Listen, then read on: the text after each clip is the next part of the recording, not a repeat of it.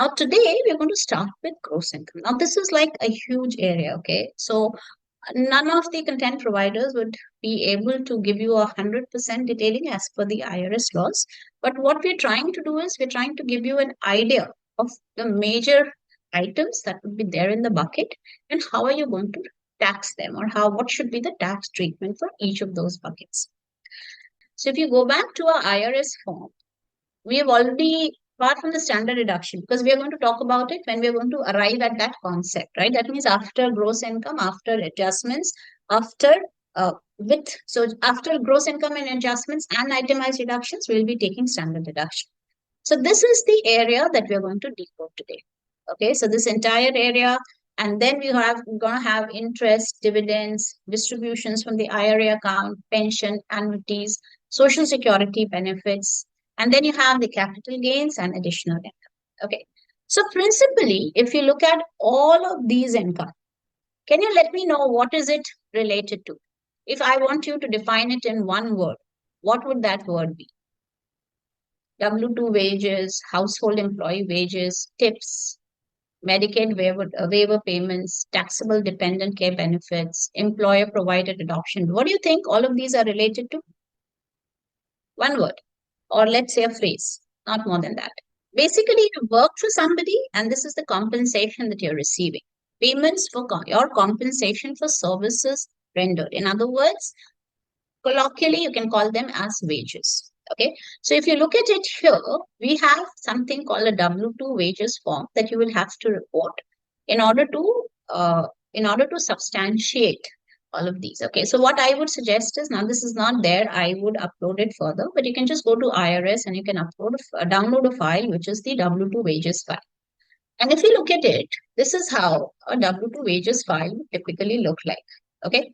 I don't know who has provided you, who has not provided you these details. Many of the content providers are not provided, but I think it's very, so if I'm a student, I would really be interested in knowing how does it work practically. Even for you, I think it makes a lot of sense because if you look at the kind of questions that are going to come up newly, they are going to give you a lot of such details either in the form of actual documents or in the form of data which would be picked up from the actual documents. So it would make a lot of sense if you're actually starting from the actual forms. Okay, so if you look at it, this is the W-2 wages form. And if you look further, you will see there are a lot of copies of it, which has to be provided to the, submitted with the employee's federal tax return. Then some of it would be for the employee's record. Some copy of it will be for the employer's record. Okay. Some of them is to be submitted. Okay. So there is a W-2 wages form. And if you look nicely at it, you will see that you will have the wages, tips, social security wages. We're going to discuss them. Social security tips, and the amount of TDS that has been deducted on it. Okay, so you get the amount as well as, so it's very similar to what we have in India, right, guys? This form 16 that the employer gives us, and then we take the amount of income that is coming, and then the income tax department in India, we kind of match the figures that the employee is giving, we kind of match the figures that the employer is giving, and if there is any discrepancy, that discrepancy is automated, and you're supposed to know that, see, this is what was given by the employer. This is what has been submitted by the employee, and this is the delta. You have to make good of that delta. Okay, so this is that details which has to be provided by the employer so that you can go ahead and fill up your income tax return. Now, before we go on to what are the stuff that we're going to talk about today, now see the compensation for services itself is a huge area. And what I've tried to do is I've tried to give you some questions because I think, or MCQs, it could be MCQs, but the idea is to cover a wide gamut of the kind of questions that can be asked in this area. And in the process, explain you certain core concepts as far as compensation for services is concerned. I don't think we're going to talk, we will have enough time to talk about interest or dividend, but let's see. There are certain stuff that we can do thereafter, but let's see if we have time, we're going to take as many as we can. Okay. Now, see, before we go to the concepts, one is a very core underlying concept in US taxation. And if you understand this, it will be so much easier for you later to calculate or to figure out whether a particular item is taxable and non-taxable. Okay. So first thing is when you say gross income, how is it that the IRS is defining the gross income? IRS is very clear. IRS says it doesn't matter whether you're earning that amount, whether you are just getting that amount, as robbery. What is a legal source, illegal source? I'm not interested.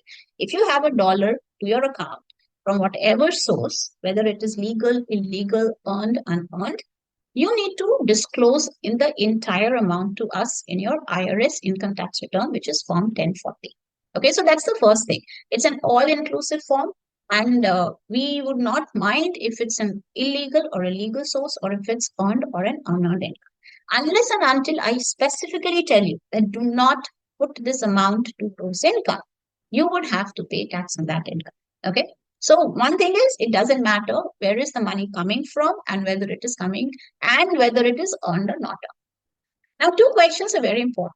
The first question is that particular transaction treated as a taxable transaction in the eyes of the IRS or not?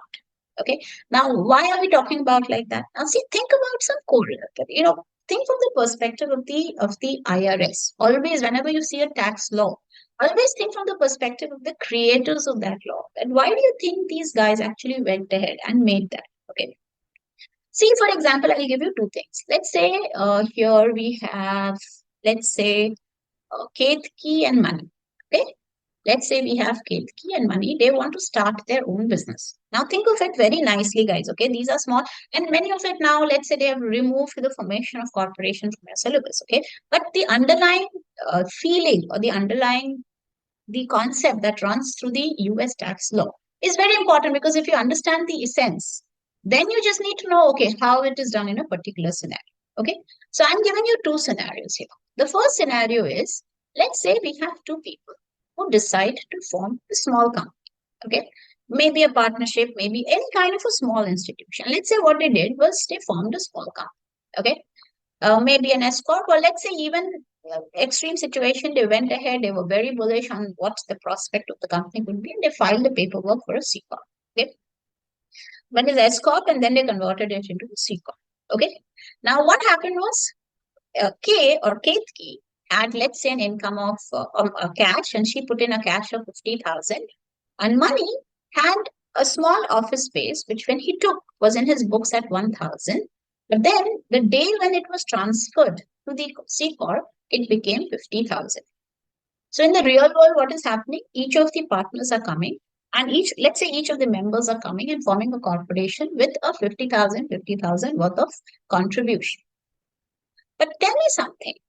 Now think from tax perspective. Okay. So when you look at tax perspective, tax will look at Money's account. Money is having that office space at what figure? Money is having that office space at 1,000. Now we have a C Corp's account, which is going to be formed. A C Corp's account, if I look at the balance sheet, the question is how much is the cash coming for? How much is the office space coming for? How much is it coming for? Should I put a 50 here? This is no brainer. I know this has to be 50. And I know that in lieu of this amount, both of them, which is Ketki, and so typically we will have something called equity share capital account, which ideally should have been 100 if I look at the fair market value. This is how GAAP is going to reflect it in your books, right? But just imagine, for example, if this happens, let's say, now what is GAAP saying? GAAP is saying, see, the day when the transfer is happening, we are going to effect the transfer at the fair market value. So the equity share capital of both the members would become 50,000 each, and the money is coming to the company. So this is how a GAAP balance sheet will look like. But what would tax do? The moment you make this office space at 50,000, now understand the practical implications, guys. The moment you make an office space at 50,000, that means there is a delta of how much? 49,000. Because suddenly the space has increased in value because compared to the value which it was, which was historical cost and Money's book, today it is at fair market value. And if I treat this transaction as a taxable event, if treated as a taxable event, it should be treated as a deemed sale in the books of Money. If it is treated as deemed sale, that means even when the company is being formed and no cash inflow happening, Money would have to pay tax whatever is his incremental, or depending on long term, short term, whatever. But there would be some tax on this $49,000 that would be paid by money. Now, that's a big deterrent for anybody who's going to form a business. Because the moment I form a business and you ask me that I cannot run a business if I don't have an office space, if I don't have some minimum basic amenities. But the moment I do that, and if you make this transaction a taxable transaction, that means there is a cash outflow immediately, even before there is an inflow. And that's a big deterrent for any business that is going to be formed. And that's going to be harmful for the entire environment of the eco startup, of the startup culture. Hence, we make this transaction a non-taxable. We say that in eyes of IRS, and not so, maybe GAAP would go ahead with this balance sheet, but in eyes of IRS will say, no, let's not take it at 50. Let's take it at 1,000. Why? Because right now I want the business to prosper, because only if the business is there and if the business generates money, does the IRS get a share of it. Otherwise, this property and this cash is actually a non-revenue source for me. So what do? We treat this transaction as a non-taxable event. The day when the C Corp sells this office space at 50,000, that's the time when we say we have realized that amount, and now the IRS is going to ask you to pay tax on it. That means any transaction that happens, first of all, we need to understand how is the IRS going to look at this transaction? How is the IRS, is it going to be like a deemed sale, which means it's a taxable event, or is it a non-taxable event? So anything by which the economy has to prosper, we are going to typically treat it like a non-taxable transaction. Now I'm comparing it with another concept. Okay, done. Let's say A dies. Okay, and A dies, same example. A has an office space of 1,000, and on the date of death, that office space is valued at $50,000.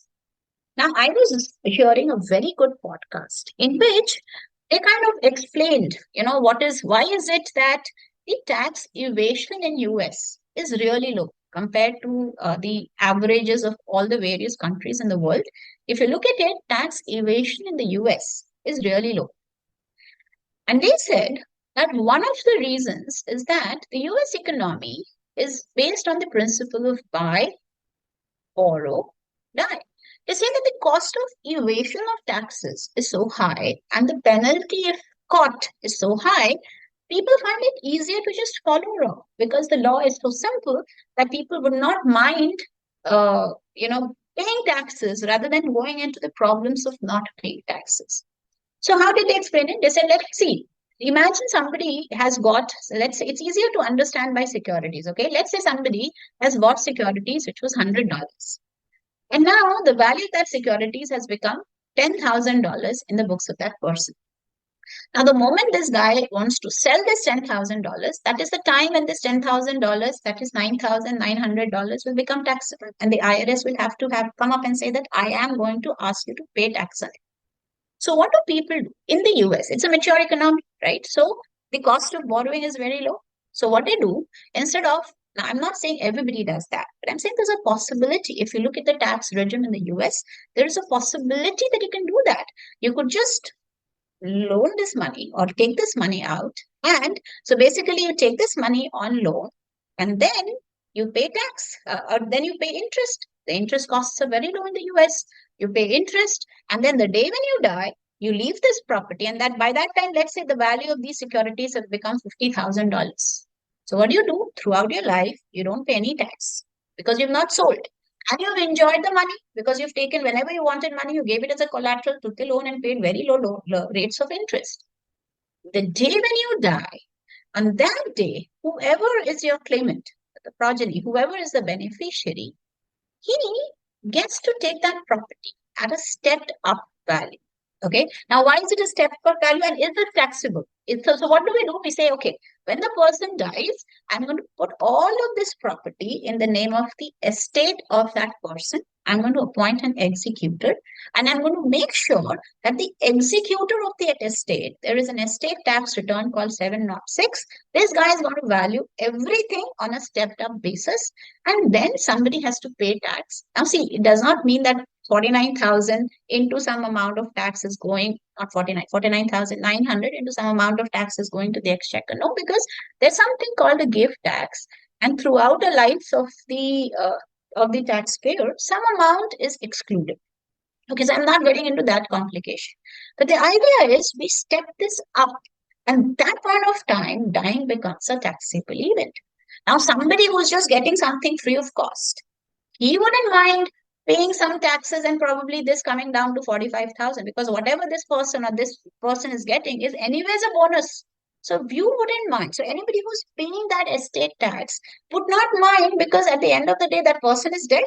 And the person who's going to get it is like a double benefit for that person also. Nowadays, we have something called generation skipping tax and stuff, which is in the US. And that's the reason why you see a lot of people who are having a lot of money, they kind of then donate money rather than transferring the entire amount to their progeny. But to cut the long story short, dying, or there's something called an inheritance tax, is a taxable event in the US. Why? Because on that day, we are going to treat as if the property has been a deemed sale. There has been a deemed sale of that property from A, who has died, to B, who is the beneficiary of A. So always remember that whenever you're going to treat something as a gross income or not, depend on how is it that the IRS is viewing you or that transaction. If that transaction is viewed as a taxable transaction, then you're going to treat it like a deemed sale. And the value. So that leads us to the next question, which is the next question is the amount at which you're going to tax that receipt is the fair market value on the date of receipt. If that transaction, so the best example of a taxable event is a person dying and the value being stepped up to the fair market value on the date of death. So there are some histories behind it, and there is tax law. So we're going to talk about it in greater details when you're going to do property. But right now, it's very important that you understand the concept of something being treated as a taxable versus something being treated as a non-taxable transaction. So the moment if something is a non-taxable transaction, then you're going to treat the transfer at the net value. So in my first example, when we formed a company with Ketki and Money, that 1,000 of office space, IRS is going to just turn their face and say, I don't recognize this transaction. So what do? The switch happens from one entity to another at what? At net book value, which is NBV, which is 1,000 in our example. Is this concept clear? This is a very good concept, guys, because if you understand, this is like, the thread that connects the taxation of so many items in the US. Anything which is taxable, deemed sale, fair market value. Anything which is non-taxable, no sale, not recognized in this transaction, and the rollover. So this is also termed as a rollover of costs. So rollover of net book value. So you just roll over the value in the hands of X to the value in the hands of P. Okay. Now, there are certain terms that I want you to understand. First term is the difference between what is a realized income versus what is a recognized income. See, recognized means very simple. Recognized means on Form 1040. Okay, so if anything is being put on Form 1040, we say that it's a recognized income. What is a realized income? Realized income is something which you've either earned or received in exchange for something that you've done. Either you've offered your goods for sale or services for sale, or you've changed the nature of your asset. Maybe you've sold an asset or you've exchanged an asset. So this part we are going to talk about in greater details when we are going to do property taxation. In other words, Schedule D discussion. And this part we are going to talk today, which is the sale of services, sale of goods and stuff. Sometimes some part of this income is deferred to the subsequent years. We don't recognize such income in the current year. How? Because the tax law is very specific. They tell us this is the part of income that will not be recognized this year. It will be recognized in the subsequent years. So in general, if I have to define gross income, I would say it is that part of the realized income which is neither excluded nor deferred. So the amount which is neither excluded, so it's not exempt as per the tax laws, nor is it deferred. So nor is had been specifically stated by the IRS that you're going to push it to the subsequent years. Okay, so there is Okay, this is a very good example that we have here. There is this guy who operates a retail business selling illegal narcotic substances. There is an income from the sale of drugs to the tune of $300,000, and the cost of producing those drugs is $100,000. The rent expense is 10 and the salary expense is 5. How much is the income that would be offered for taxation, not the expenses? So how much tax has this person to pay, or what should be his taxable income? The business fetched you $300,000. Okay, that's I understand. Also, that my cost of goods sold was $100,000. So I have spent $100,000, which is the cost of the merchandise, and $300,000. So my basic trade income is $200,000, which I have to offer for taxation. Now, had it not been an illegal business, I would have still got a salary and a rental deduction of $5,000 and $10,000. Now, these other deductions, IRS specifically disallows. IRS says if you're running an illegal trade or a business, I cannot allow you any deduction in order to arrive at that taxable amount. So typically, instead of paying tax on $185,000, which you would have done had you conducted a normal business operation within the periphery of business, now you will have to pay tax on $200,000. Also, since this is something which is critical, and at any point of time, IRS is a part of the US government, if they disclose these idea or these concepts or the IRS return of smugglers and all the people who are into illegal trade, if they disclose this income to the concerned department, then it will be called a breach of compliance for the IRS. The IRS cannot, because this is like a confidential information. You cannot go and share this information unless and until you have an explicit court order to do that. Is this clear? So typically, if I look at the gross income concept, I include all the income, the basic cost of providing for that income that is allowed as a deduction. But if it's a normal business, you get all the deductions. But if it's an illegal business, I don't allow you to take the other deductions. Okay? Okay. Now, one thing I want you to understand is there are generally two methods by which the taxpayer. Now, see, it's so much simpler for a taxpayer. So, let's say if I am a taxpayer, it will be so much easier for me to just go and follow the cash method. Why should I be following the actual system? Why? Because see, I'm trying to understand. I am a person, let's say if I'm into IT. Okay, so I have I am a salaried person. I also have some interest account, some FDs or some interest I'm getting. I have some investment in the mutual funds and stuff. And then probably I have some amount of property that I've purchased. If that is a normal scenario, all that I need to give my tax or my tax consultant or my TRP is just a bank statements. And I say, okay, you take all my income that I've received.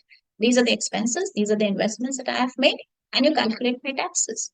So it is so much more simpler to follow a cash method of accounting for an average taxpayer who's not aware of the income tax laws. Because the biggest proof is the bank statement. You just show the bank statement. That's it. You don't need any intervention. And I keep a very simple economic life by which I don't have any tax hassles. Is that allowed? The answer is yes. That is allowed in the US. But remember, if you're having a cash method of accounting, that will have an impact on how much gross income you will have to report. Not only today, but even when you die. And even, so when you die, you will see that when a person dies, there are three returns that goes. There's a return that goes for that person, which is from 1040. There's a return that goes for somebody who accepts all that money in respect of that particular dissident. So we call that income with respect to a dissident. And then, of course, there's an estate, and then there's a beneficiary who receives all your money, right? So remember, the method of accounting that you adopt is not just limited to your booking during your lifetime, but even when you die, that's the method which is going to impact the determination of income on all the returns that are submitted post to the death of the individual. If you follow the cash method, It typically means that the amount of income is reported in your books when you either actually or constructively receive cash. Now, what is constructive receipt? Constructive receipt typically means that the money has come in your control. And the physical money might not have come, but the right for you to use that money that has come to you, right? So it's a constructive receipt of it. So it's like, let's say if the employer is going and paying the tuition expenses on your behalf to somebody, right? Your child is in a particular institute, the employer is directly paying the cost of maintenance for that particular education institute. That's a constructive receipt of that, right? Again, cash equivalence. Cash equivalence is something which is very similar to cash, like a note which is having a 3 months or less maturity, right? So when you actually receive or constructively receive that cash, irrespective of the fact whether you earned it or not, of earnings process completion. It doesn't matter whether the earnings process has been completed. If you receive cash, you will go and pay tax on that cash. Accrual typically means I have to earn that money, and when I earn that money, I offer it to taxation. The receipt is immaterial. Now, this is like a long thing, guys. Even this needs a lot of detailing, but they are not going to ask you a lot of complicated questions on this. But please remember, a pre-received income is taxed under both the methods on the date of receipt. Okay, so can you tell me what is the delta? I receive an income pre-received. I go and book it in accrual. I go and book it in cash. Then what is the difference between cash method and accrual method? Are you understanding what I'm saying? Counting is different. When you follow GAAP, so always when you're doing tax, have a perception of GAAP in your mind. Okay. So when you're doing tax, we are telling you there's any pre-received income. I don't care whether you have accrued that income, earned that income or not, you have to offer it to taxation in the year of receipt. And I'm not going to bother whether you're a cash method or an accrual method taxpayer. But then tell me what is the difference between cash method and accrual method? What is the delta? What part of income is not included in either? Can anybody think? Think, guys. I'm asking you a question and it's important. That's why I'm asking you this question. Pre-received income is taxed under both the methods. Then what is the delta? The delta is if I have worked. So let's say I offer my services to a university on an hourly basis. Okay. So I'm giving you 2, 3 examples here. Okay. Just in a very, very small concept. Okay. So let's assume 4 scenarios. The first scenario is, let's say I'm a lecturer and I work on a hourly basis in certain colleges. Okay. So till 31st of December 2023, let's say I have worked for 50 hours and, ad hoc, whatever you give, 100 hours. So it is $5,000 I'm supposed to receive. Okay. If I'm following the cash method of accounting, and if I'm following the accrual method of accounting, it is a delta. The accrual method of accounting and the cash method of accounting. If it is cash method, I cannot book it. If it is accrual method, I can book this as income. But remember, under both the circumstances, if I pre-receive, let's say I make it a condition that I'm going to teach only after you pay me $2,000 in advance. If I pre-receive that money, irrespective of the fact whether I'm following cash and accrual method, I have to offer the entire 2,000 to tax in the year of receipt itself. So that's the only delta, okay? One more thing, again, it's not detailed a lot because it's not a part of your syllabus, but still understand that if it's the other hand, if it's the expenses on the other hand, it is as per the accrual method. You don't prepay your expenses and then deduct it from cash. You can't do that. If it is, so remember, pre-receive is always taxed at the time of receipt. Prepaid is always deferred till the time you have actually incurred that expense. Okay. So pre-received is always taxed on receipt. Remember, irrespective of the fact whether you're following the cash method or the accrual method, and prepaid is always accrued. That means prepaid expenses. When you pay, you cannot prepay 3 years expense in advance and say that it is cash method. You can't do that. When you pay, you get that deduction, but prepaid amount is also, so let's look at this. Prepaid amount is spread over the period of incurrence. Over, one second, the period of incurrence, even in cash method followers. Is this clear to everybody? Is the delta clear? I don't see a direct question coming from this area in your exam, but this concept is so important because see, if I am a cash basis taxpayer, I can't prepay my rent and then say all of that amount I get as a deduction this year. I can't do that. But if I pre-receive rent, I have to offer it for taxation. Even if I'm an accrual method taxpayer, if I pre-receive rent, I have to offer it for taxation. But if I prepay, I have to defer it over the period of incomes.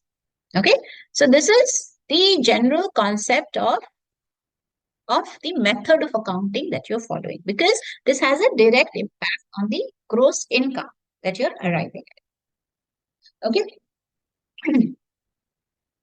Okay, so what are the various categories of income? This is just indicative. The first category is ordinary income. Anything that you earn. Okay, typically your active income coming from wages, your tips, taxable fringe benefits. All of this, when they're taxed in your books, they're taxed as ordinary income. The next category is portfolio, which is interest dividend that you report on Schedule B. Third category is all that income in which you're not actively engaged. So when J.K. Rowling gets all the royalties from her books, or when you make rental money, okay, or when you get your share of partnership or your S Corp's income, all of that goes to Schedule E.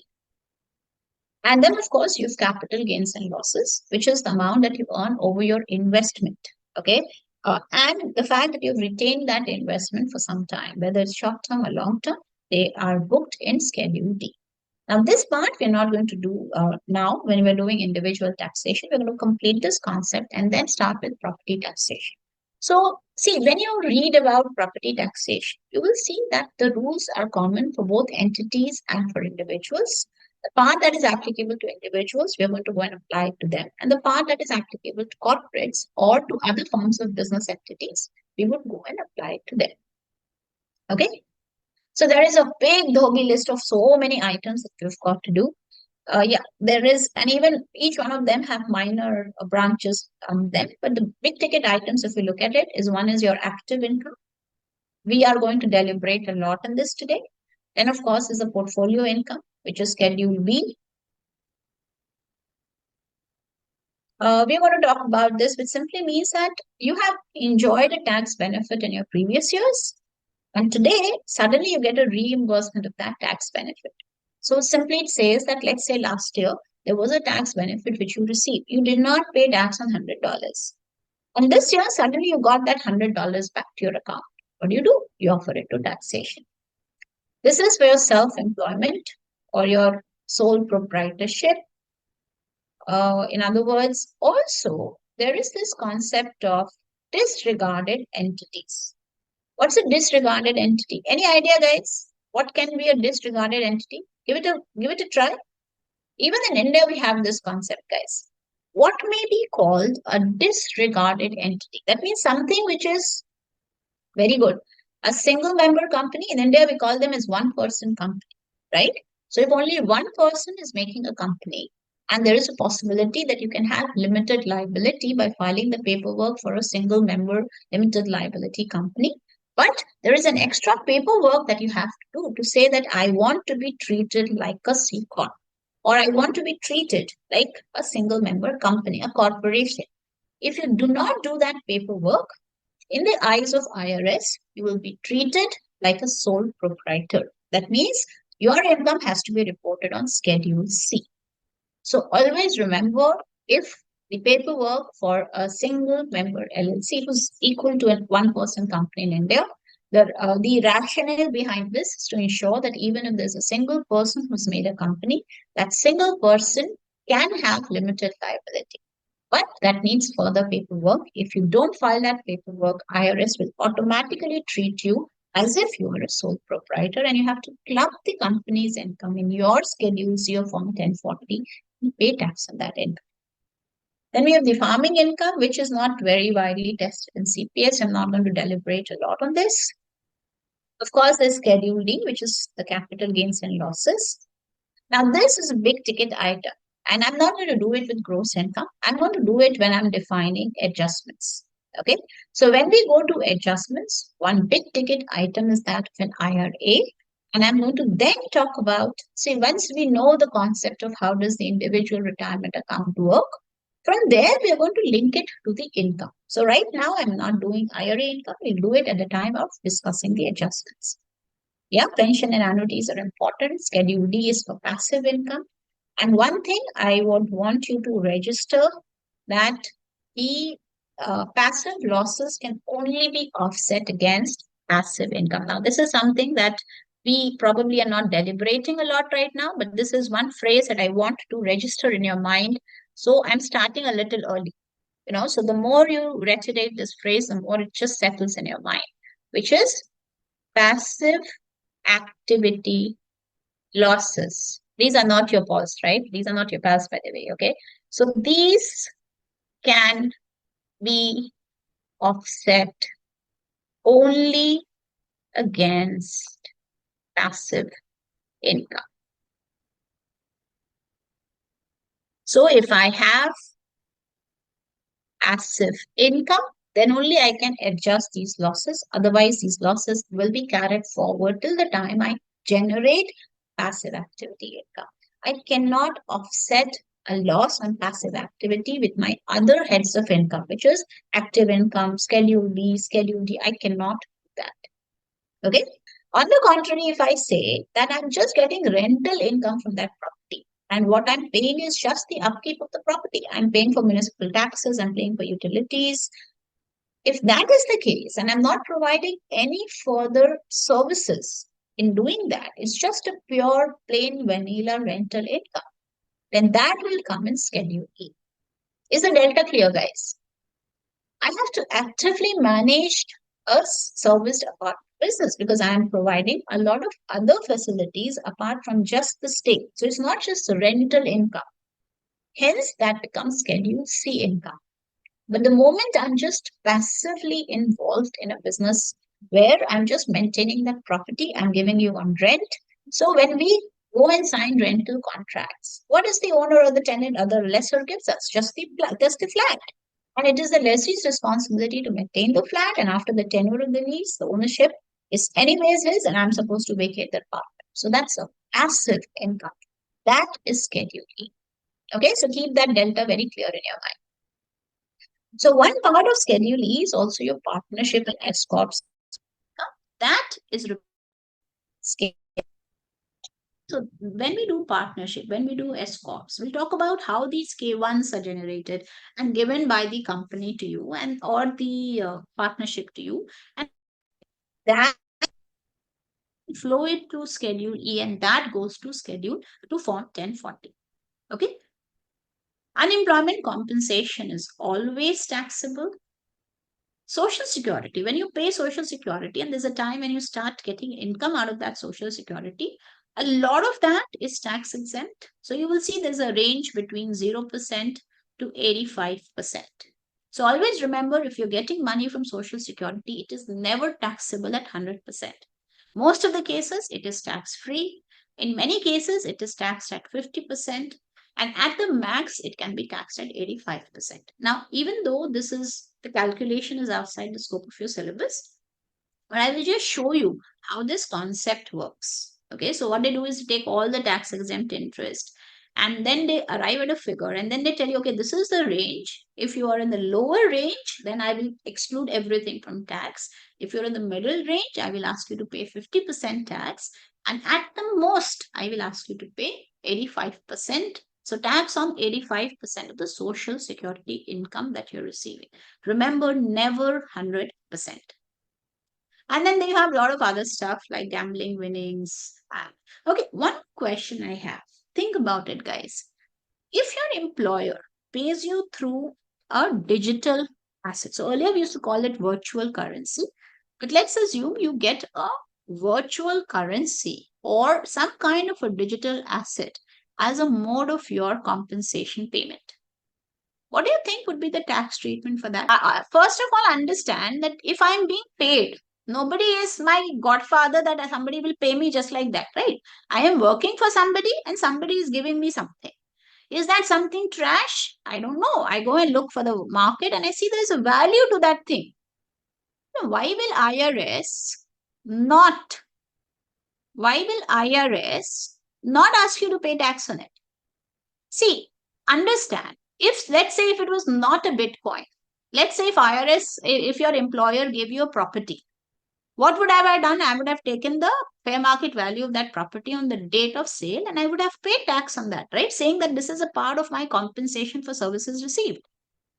So a Bitcoin or a digital asset, if received in lieu of the services that you're providing, is treated like an asset. And the category of that asset is termed as a digital asset. So when you receive that money, the fair market value on the date of receipt is treated as ordinary income, which is your wages. And then it is treated as an asset. That means, let's say you had a Bitcoin, the value was 1,000 on the day of receipt, and the day you sold it off, let's say 3 years later, the value became $70,000. Good. But anyways, if that happens, then it's supposed to have a long-term capital gain, and there would be a tax that is imposed as far as because it is treated as an asset on subsequent sale. See, that's so logical, isn't it? See, I'll tell you one biggest difference between a US tax law and the Indian tax law, right? When we used to write our case studies in the CA exam, I still remember there was a chap in our articleship days and he used to tell us, whatever is the answer that you're thinking, no, whatever comes as a logic to your brain, just write the exact opposite answer. Because there is no connect between logic and how is the taxation laws being framed. Now we are undergoing significantly, we are going towards that thing in India also. But in the US, the best part is if you understand the core concept behind certain provisions. Why was it introduced? What is the logic? It is so much easier to extend that logic to other things. So if your thinking ability is, if your concepts or your fundamental core areas of why a particular law or what are the core concepts, if that you're able to generate, yes, there are certain indexed amount that goes up and down and every year that changes. But more or less, whatever is your first thought on that, typically would be the right answer. Okay.